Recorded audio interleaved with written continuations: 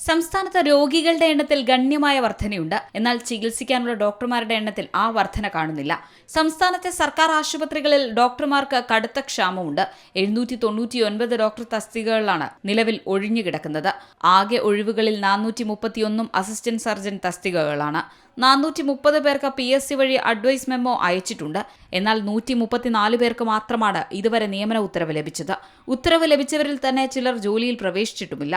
കാസർഗോഡ്, കോഴിക്കോട്, മലപ്പുറം ജില്ലകളിലാണ് ഡോക്ടർ ക്ഷാമം രൂക്ഷം. ഇതിൽ ആകെ വലയുന്നത് രോഗികളും.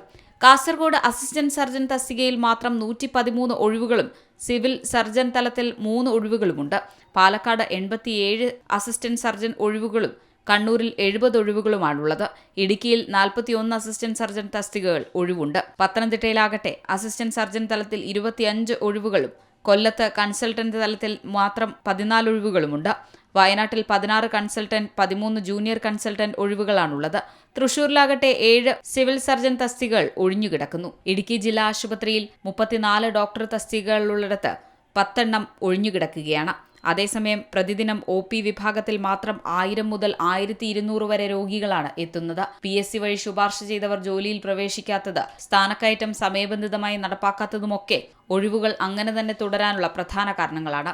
വിഷയം പരിഹരിക്കാൻ ആരോഗ്യവകുപ്പ് പ്രത്യേക HR സെല്ല് രൂപീകരിച്ചിട്ടുണ്ട്. ഡോക്ടർമാരുടെ സീനിയോറിറ്റി പട്ടിക തയ്യാറാക്കി പ്രൊമോഷൻ നൽകുകയാണ് സെല്ലിന്റെ ലക്ഷ്യം. ഈ വർഷം ഡിസംബറിന് മുൻപ് ഇക്കാര്യങ്ങൾ പൂർത്തിയാക്കാനാണ് വകുപ്പ് ലക്ഷ്യമിടുന്നത്. News desk C Malayalam news. ഏറ്റവും പുതിയ വാർത്തകളും വിശേഷങ്ങളും വിരൽ തുമ്പിലറിയാൻ സി മലയാളം ന്യൂസ് എല്ലാ ഡിജിറ്റൽ പ്ലാറ്റ്ഫോമുകളിലും ലഭ്യം.